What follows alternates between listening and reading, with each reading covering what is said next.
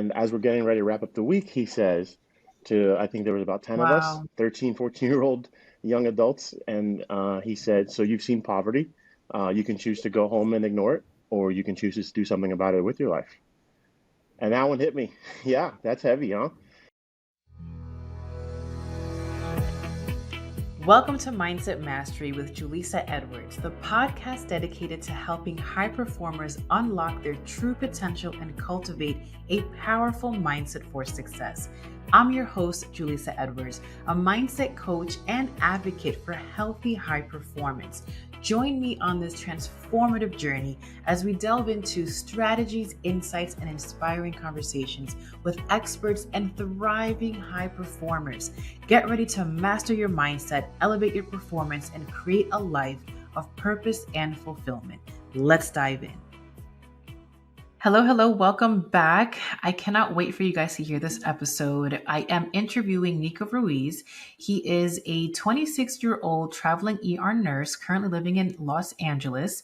He's been a nurse for 3 years, and his time has been spent half and half as a pediatric ER nurse and also working with adults. He is an inspiring entrepreneur and wants to experience financial freedom to inspire others that they can do so as well. Nico's story is so beautiful to hear. He's truly a heartfelt and driven person and soul, and it shows in all the work that he's doing within his nursing career and also his plans for entrepreneurship. I think at the young age of 26, he has so much clarity and has learned so many life lessons that honestly it takes adults much longer to learn and to absorb and to truly live a life in alignment. And of course, he's just like the rest of us. He's learning his way through the challenging times of his life, but I think he's doing it gracefully. So I can't wait for y'all to tune into this episode.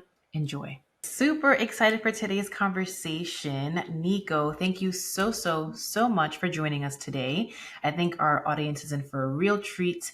Could you tell us a little bit more about your journey of nursing and what inspired you to select this field as your choice of career? Absolutely. Well, thank you for having me today. I hope my words can inspire some folks today. Nursing kind of came out of the blue for me. I grew up going on some mission trips. So we'll rewind to I was about 13 or 14 years old.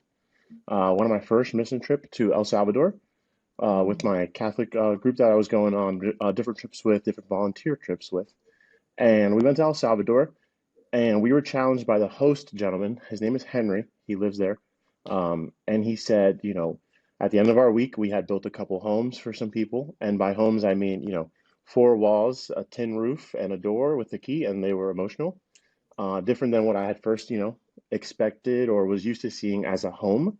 Wow. Um, and as we're getting ready to wrap up the week, he says to, I think there was about 10 of us, 13, 14-year-old young adults. And he said, so you've seen poverty. You can choose to go home and ignore it, or you can choose to do something about it with your life. And that one Wow. hit me. Yeah, that's heavy, huh? How And old were you when you did that? 13 years old, I want to say, 13, 14 years old. It was right before or after like confirmation year in the Catholic Church. And that one stuck with me. That one kind of, I think, did it for me.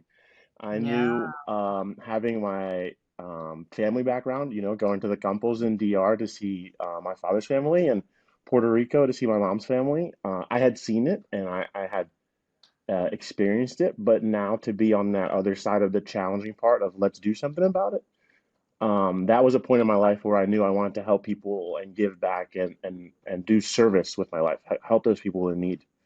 Mm. So then I went on to college and I joined a group called Fellowship of Christian Athletes.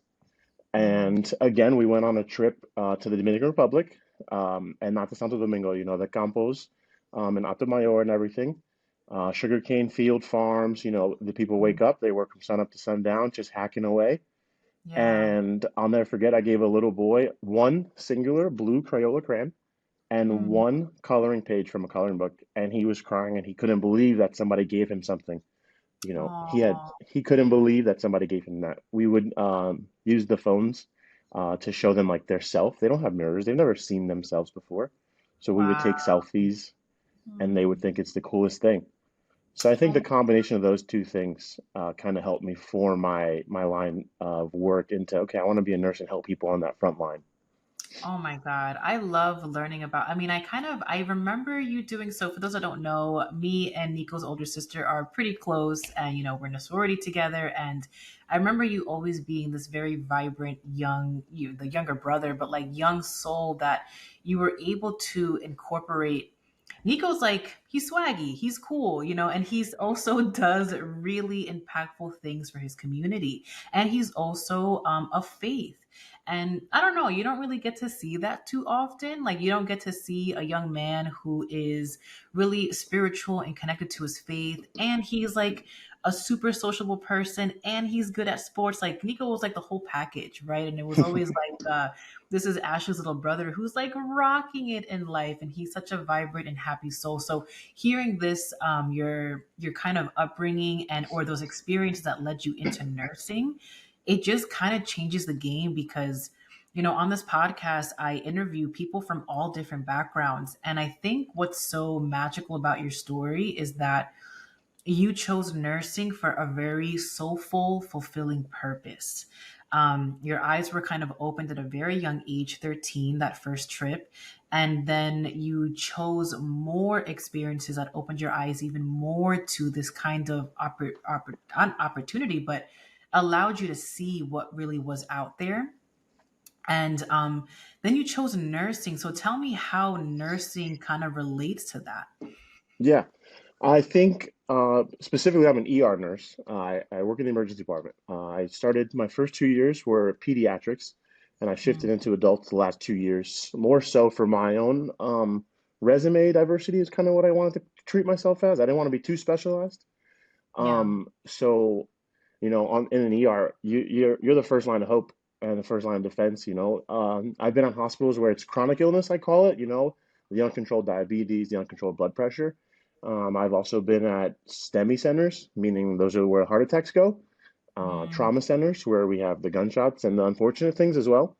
So I think being there in those moments with those people that are at their lowest of lows, that they couldn't imagine that that's where they would be today, yeah. it kind of it fulfills that for me.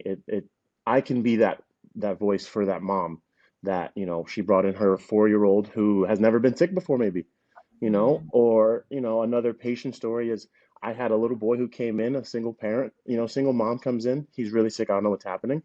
I sat with her for about an hour. She just cried. She just wanted somebody to listen to her while she cried. So I sat there, mm. we cried. It turns out we had the same birthday, that little boy. So that mom wrote me a heartfelt letter, and I'll never forget him to this day. Aw. So it's stories like that. And I think people sometimes try to twist into something that it's not, like it's an ego thing. It's not that. It's more so sometimes I think the world, we get so far ahead of ourselves that we forget to just slow down and be there for that person next to us. And in Mm. an ER, I can do that for my 3 or 4 patients at a time. I can tell them to pause. I can tell them to not worry about work. I can tell them to not worry about the bill. Let's put yourself first, because how many times do we never put ourselves first? Mm, that's so impactful. And I think the point that I was trying to get to before is that you chose this line of work to be impactful.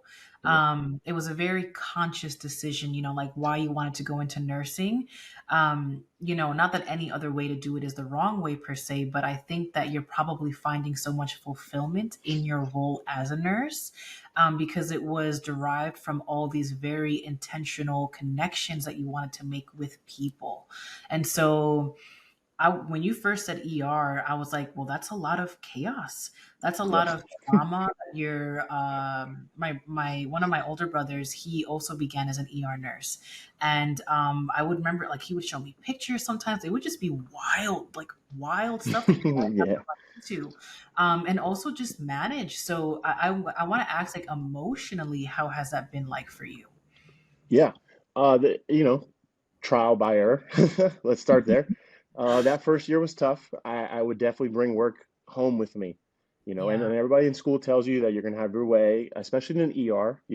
I can't speak for other nurses and their sorts of trauma, but like you said, it's organized chaos. If it wasn't that way, I wouldn't have it any other way. Mm, So to drive home from work, I used to get home and And if I worked the night shift, I would get home, I would eat, and I would kind of toss and turn, how's that patient going to make out? Did I tell that patient everything? Did I educate them enough?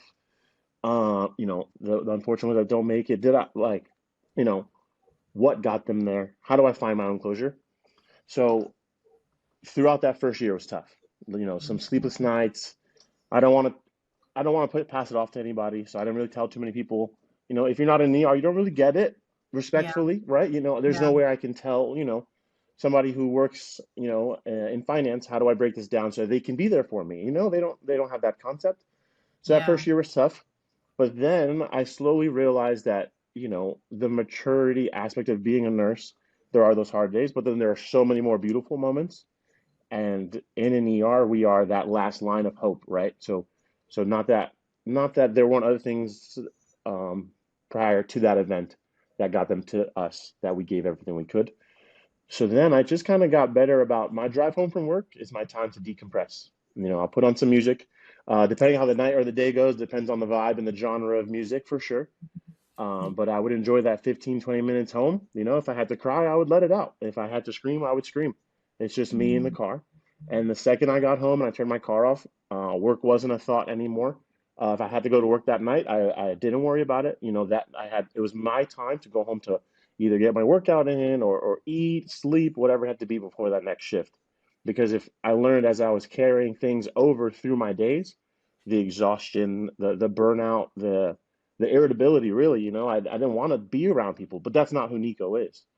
Right. So I definitely got better. About 15 minutes, my drive home is my time and space to close that chapter and let's move on into the next day or the next opportunity. I love that. So, the way that you speak, you sound like someone who has been through a lot of inner work.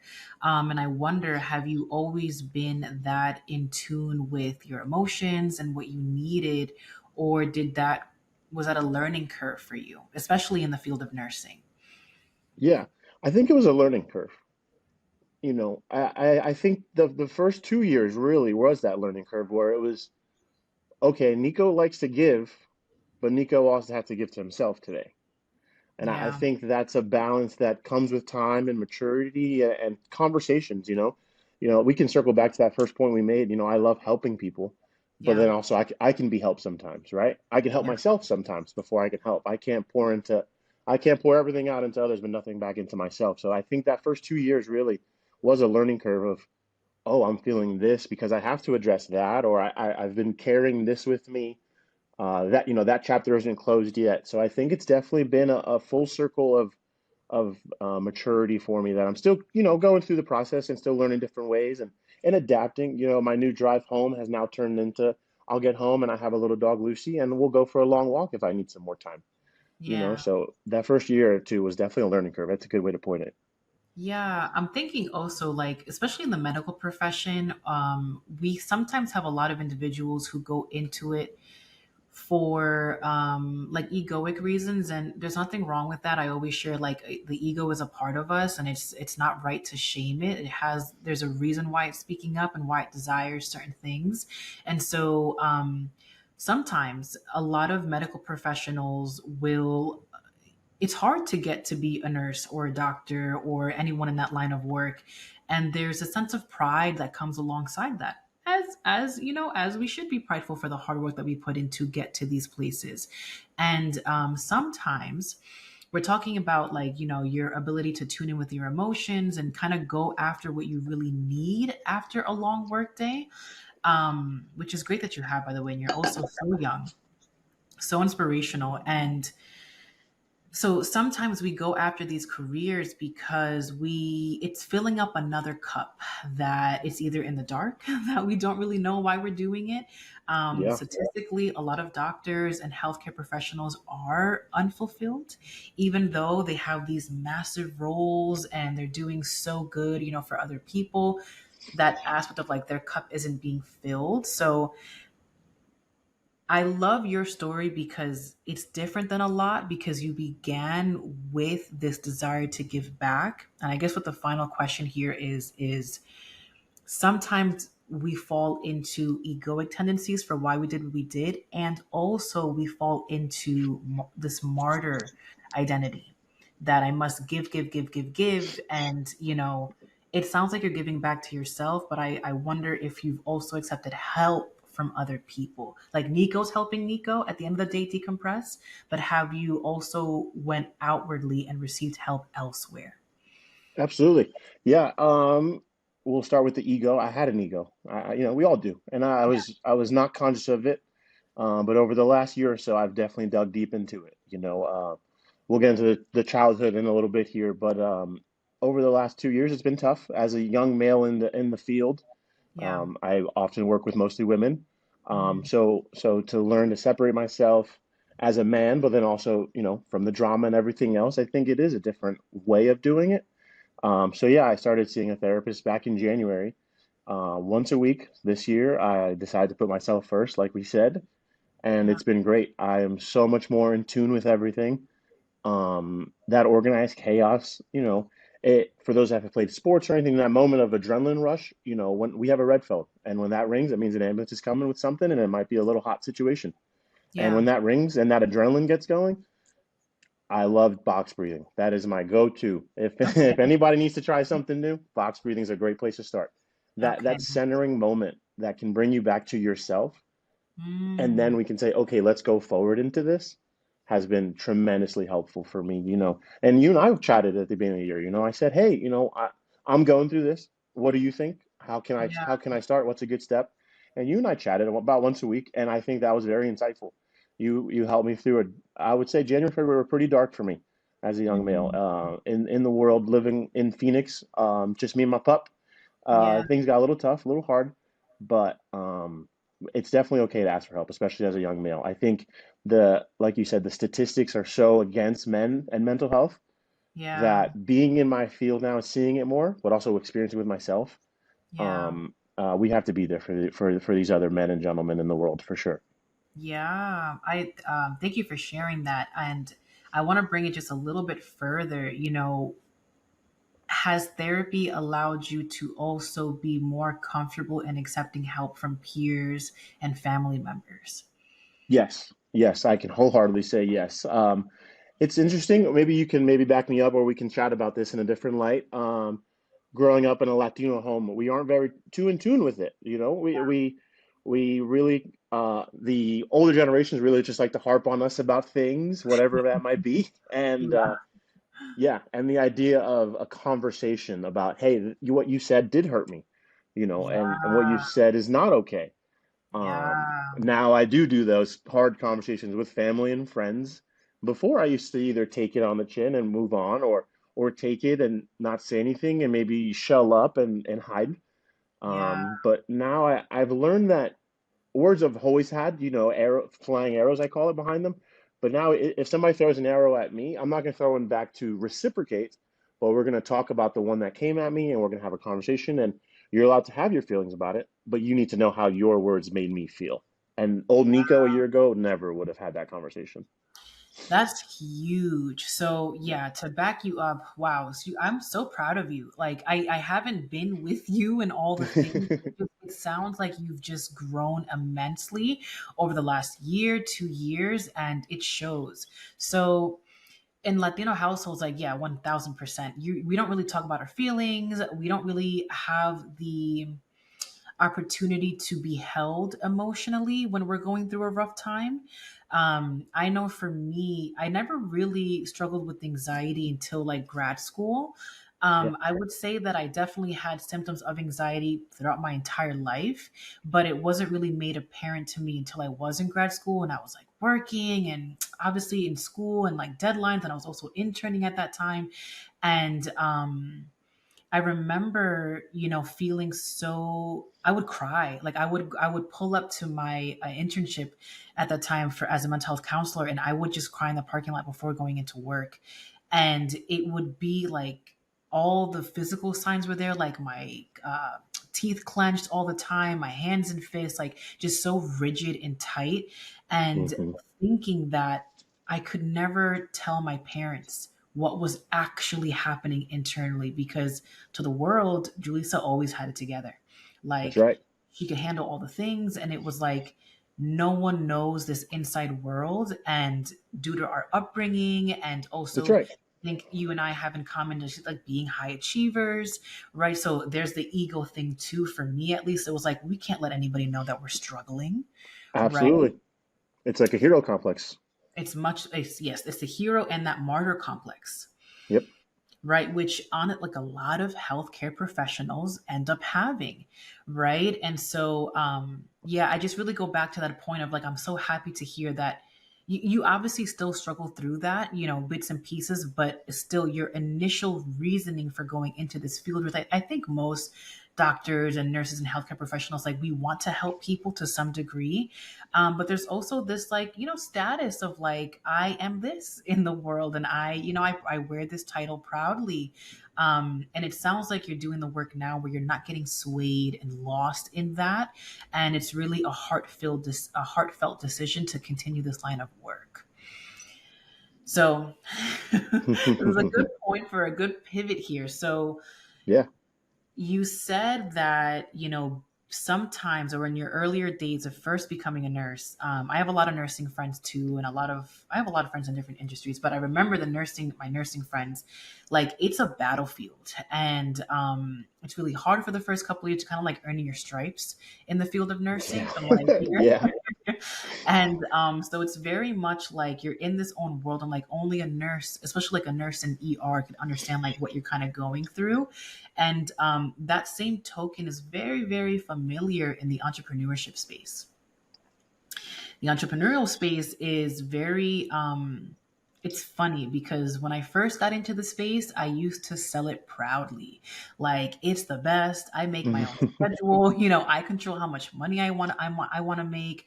I get to choose my most aligned clients, and all of that is true. And the other side of it, now that I'm in this world for like almost 4 years, is that it's also, there's this quote that says, no matter where you go, there you are. Yep. So the overworker, busy bee, hustler Jalissa was very loud and proud in my young New York days. I went into this field of entrepreneurship to see less clients, make more money, spend more time with my family. Yet I couldn't help but do these old habits of like working, working, working, working, working, feeling like what I doing wasn't enough. That martyr complex of like I can do more, I can do more, I can do more, and also taking these incredible leaps of faith. And like literally for someone who is so logical, especially being a clinical person, we're based on science and math, right? Everything Absolutely. everything connects, everything has a reason, and then going into this field of entrepreneurship where it's very much faith driven. It's like, yeah, can I bet on myself time and time again, even when all the odds are against me? Yeah. Literally. And then still hitting that button saying like, yep, I'm signing Here up we for this. go. Here we That's right. go. And to everybody else, it's like, what, why would you do that? Yeah. So I know that you have dreams and aspirations of also being an entrepreneur. I want to ask, like, what does that look like for you, do you think? And yeah, like, how are we going to navigate those waters? Because they're very much real. For sure. I think it's a starter. You kind of said it best. You took the words out of my mouth where it's just you kind of got to go for it, really. But also know that each day you're going to bet on yourself. Those words I think have resonated with me since I was little, growing up as a young athlete and everything. Yeah. Betting on yourself is always the best because whether win or fail, you're not blaming anyone else. You're not holding anybody else to accountable for it. It's what I didn't do it or I did do it. So as getting into the field, I hope what it looks like, my dream, little niches that I know people of lower income struggle with. Living Hmm. in California now, I went to do laundry the other day, and the place I went was charging $8 for one load, and that was a small wash. Hmm. And I know numbers are made for a reason. I understand margins and all of that. I get it. But at the Hmm. same time, sometimes depending on location, right? Let's keep in mind that mom that has unfortunately three kids and she works Monday through Friday trying to make ends meet. And now you're Yeah. asking her to go wash her and her kiddos' laundry for $8 for one load. That's either her choosing laundry or it could be her choosing a meal for them. Hmm. So little niches like that are my goal to kind of get in and keep giving back, that little voice in the back of my head, however I can make it easier for somebody else. So a laundromat would be a goal of mine, but also podcasts. Exactly what we're doing right here. I would love to sit down. and chat with people who have become self-made. And I want to Mhm. pause here and say how awesome it is to see how successful you are. And I Thank know you. success looks different for everybody, but it's Yeah. amazing to be here right now in this moment. You know, you and I 10 years ago, we were just chopping it up, and now here we are. Fast forward to everything that changed for both of us. Yeah. That's what I want to show people. I want to show people that you don't have to go make $1 million to be happy. Let's start with Right. happy and joyful, but also be successful. You know, I know so many people of my friends and family who are doing well for themselves and they're doing great for their families, but they're Mhm. joyful first and happy first. I think that's the Mhm. biggest thing that we can do. That's beautiful. And I think the fact that you're able to see that too, it's okay. We hear the dog in the background. Yeah. Our producer's here, so no worries. She'll be able to edit and stuff as we see fit. But so we'll go back into conversation. So I think it's beautiful that you're able to recognize that happiness comes first. I mean, I want to believe that most people can logically understand that as an important concept, but that we don't really. We think that happiness looks like something else. We think that happiness looks like how much money we make. We think that happiness looks like this house that we can buy, or just like external things. And on that same token, like I know people that make a lot of money and have great salaries and income and have all the nice things, and they're really unhappy internally. Yep. Yep. And they're unfulfilled, right? We kind of talked about that fulfillment earlier. I think unfortunately in school age, we're sold this dream of go to college 4 years, get a job, and you're going to kind of repeat the cycle. That was my challenge to myself too. Growing up, I didn't want to work a Monday through Friday, 9 to 5, because my goal in life is also to travel. I want to see this world. You know, I don't want to be a slave to a career that I have to ask for vacation time and beg that I can get this trip off and everything like that. You know, Mhm. some people are fortunate enough to live that lifestyle and be happy and be joyful. Yeah, Just for me, I personally knew that I was challenging and betting on myself that I wanted a job, a little more flexibility in the schedule, yeah. and gave me that opportunity to travel and be full of joy because life is also just too short sometimes where, you know, you can miss out on opportunity, unfortunately, because of a job or anything like that.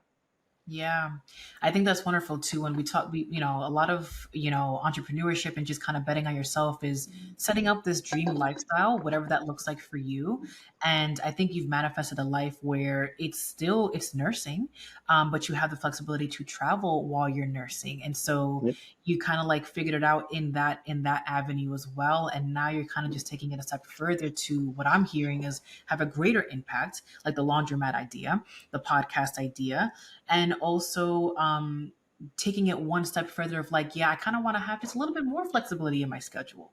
I've been, Yep. and the great thing about your like trajectory of how you're living your life is that it's really hard to, I mean, we're blessed that we can continue to like move forward. Right. And with everything in life, Yeah. there's always setbacks, but you got a taste of this life where you get to be a nurse and travel for work. And to go back to maybe a standard, if you ever had a standard 9 to 5, it wouldn't just, it's not feasible. Mm-mm. We already know a life where we can get paid well and do this thing. And so now I'm simply asking universe, God, spirit for more. Yeah. And I think something that sometimes people struggle with is that I'm selfish for asking for more. This is already a great life. Why would I want more? Has that ever come up for you? Yeah. It has. I think sometimes I catch myself, you know, I, being 26 years old now, I have the student debt that everybody does. And I think I catch myself wanting to work overtime and just Mm, hammer away at that and, you know, ask for more money and everything that I can. But then I'm humbly reminding myself of those opportunities that I've had that I continue to seek. And I think work-life balance has also been a big thing for me. Ever since I started my first job, I graduated like during COVID year, so like 2020. And during that year, every 6 to 7 weeks, I would take a 3 to 4 day trip somewhere, anywhere, nationally or internationally. And I've kind of slowed down on that just for other purposes, but I've also still enjoyed life on those 3 to 4 day increments. yeah. But I'm fortunate enough where I can set my schedule and work like a Sunday to a Tuesday and then the following Wednesday, Thursday to Saturday. So I take that week and I really just, you know, travel because I didn't want to wait till I was retiring and everything like that. So Yeah. I have humbly been reminding myself, like, okay, we don't have to ask for more. You know, we can make it work with what we have. And when the opportunity presents itself, we take advantage. And if we miss an opportunity, that's okay. Another one will always come up. Yeah, yeah, that's beautiful. I think, yeah, you're flexible with your schedule right now. You're making it work for you. Yeah, And just a reminder for you and anyone listening, like it's not selfish to ask for more.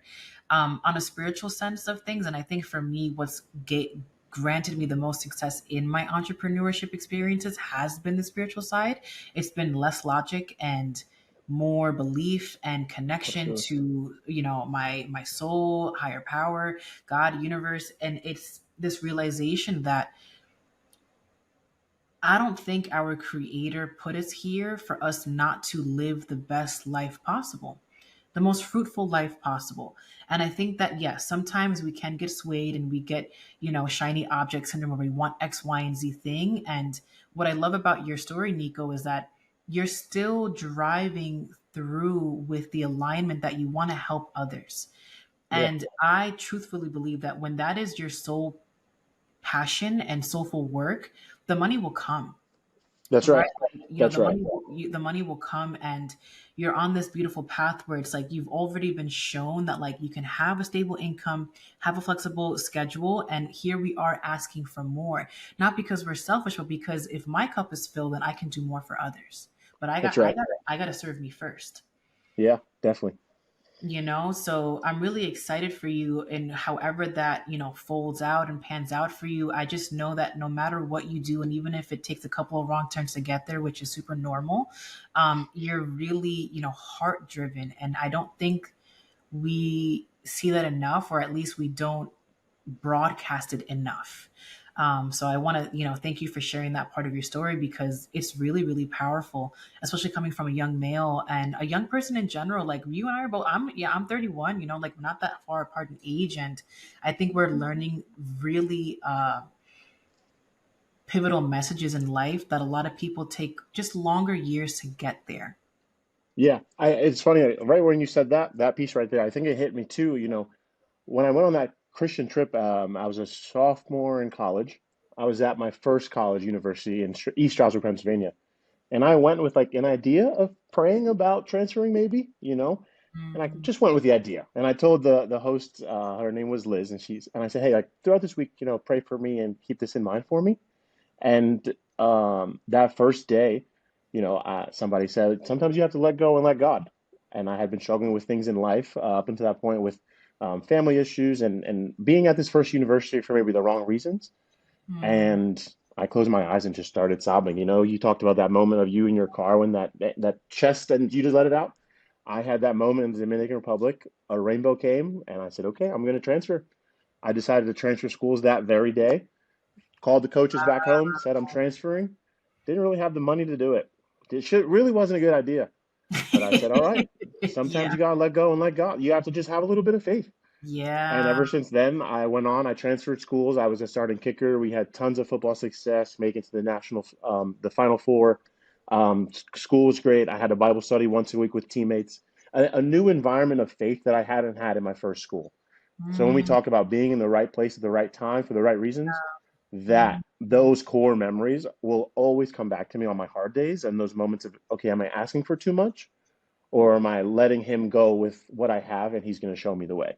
Yeah. Oh my God. You're going to be a great entrepreneur. You literally have all the foundational, like mindset thinking and just like the way that you move in life. You're very much like a manifester. What you seek for, you get, which is really, Yeah, really for sure. cool and nice to see.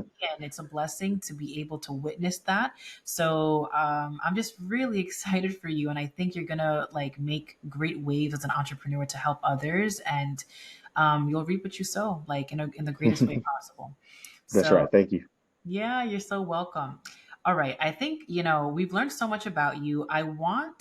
You're an inspiration. Like anyone that knows you, you're such an energetic being. You're full of so much love and compassion. And I always want this part of the podcast to showcase that, like, we're also real people and we have hardships, And so, can you share with us something right now that's been on your heart, that's maybe been difficult for you to go through, or anything that I can hold space for you at this time?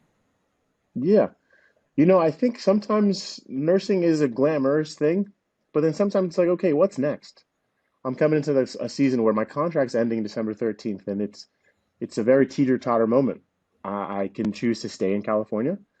I can choose to go back east. I can choose to move anywhere I really want. That's the flexible part.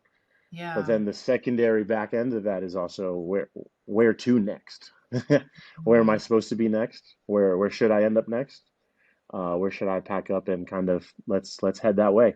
So I think that's maybe something I'm struggling with right now. It's the uncertainty of the certainty. I have the flexible options of many cities to pick from, but it's like, okay, where's the best fit gonna be for me? So I think right now that's something that I'm like that fear of the unknown is looming overhead, and hopefully, the contract will come, the right contract will show. It always does. Yeah. You and I, we know I can talk to anybody and everyone. So more so, it's just kind of where to next. Let's see what's in store. Yeah, I want to connect to our emotional, standpoint at this time.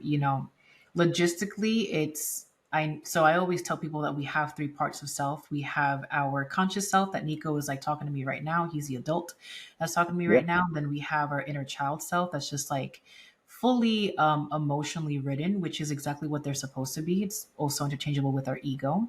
And then we have our higher conscious self that's like they're really zen, like knows all on top of a mountain, like everything's good, everything will work out as it's supposed to be, like that kind of, energy. And so I think that adult Nico, conscious Nico is like, yeah, well, this is stressful, but I know that something will come my way when it's supposed to, and I'll make a decision from there. So there's not much anxiety or stress there because you kind of know that's going to happen.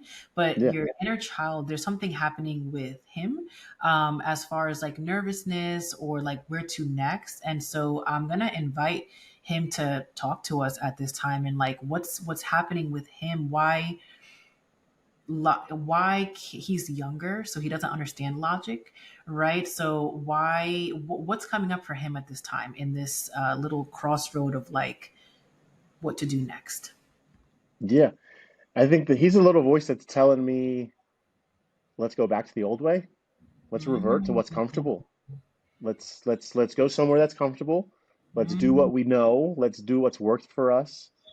Let's kind of settle.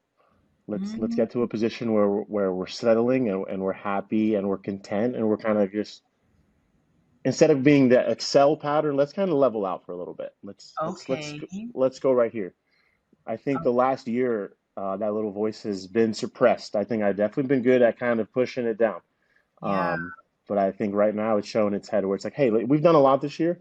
Let's kind of coast for a little bit. Let's put some time into us first and get back into our inner self. Um, but it Okay. kind of all circles back into a little bit of, that trauma of what's comfortable for us is the best place, but Mm, not always the most ideal place. yeah. Okay, so what I would say is coming up for your inner child is that he's felt very like maybe jolted this past year, of like he's kind of like begging like, yo, can we just chill for a little bit? Yeah. Yeah. He's right. That's what he's saying. Yeah, and so it's kind of sometimes difficult to like just tune into him and not your logical self, because you're just like, yeah, but we have to expand and like we know this is going to be better for us, right? And it's just like I hear all of that, but he doesn't. And the reason why there's any internal turmoil is because his voice isn't being heard right now. So there's this in pop psychology, there's this whole concept of like reparenting your inner child. And Yes. Reparenting. right. And what that just means is that, we listen to him and we hold space for him and we provide for him. So providing for him doesn't mean be logical and say, like, yeah, but we know this is going to be better for us. Like a little kid, like a literal little kid, won't do well with that kind of conversation. So, what can we do to ensure that he is being heard, that his feelings are valid, and what act of service can you do for him at this time to help him feel heard and seen? I think I think I can pause more. I think I'm in a season now where I need to pause.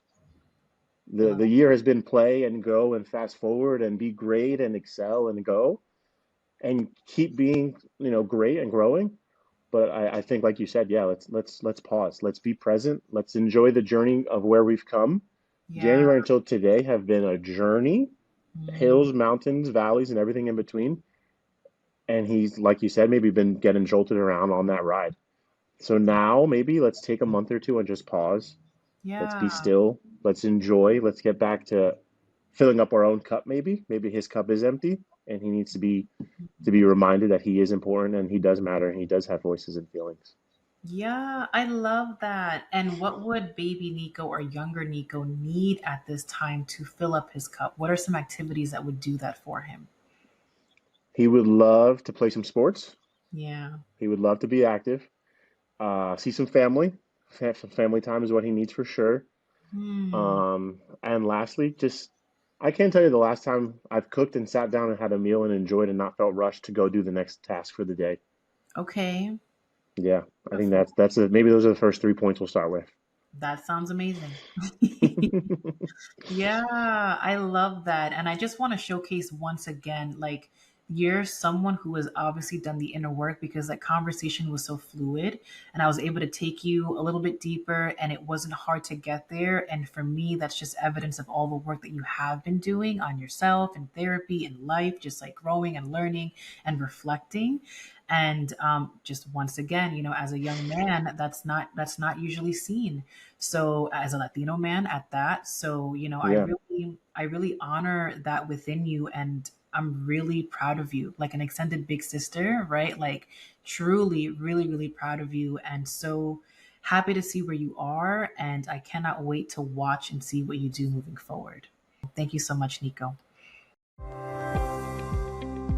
Thank you for tuning into Mindset Mastery with Julissa Edwards. If you enjoyed today's episode, be sure to subscribe to the podcast to receive future episodes packed with valuable insights. Remember to follow us on social media at thehealthy.highperformer for more inspiration, tips, and updates. If you found this episode helpful, we'd appreciate it if you could share it with your network and leave a review on your favorite podcast platform. Your support means the world to us as we continue to empower high performers like you. Until next time, keep mastering your mindset and thriving as a healthy high performer.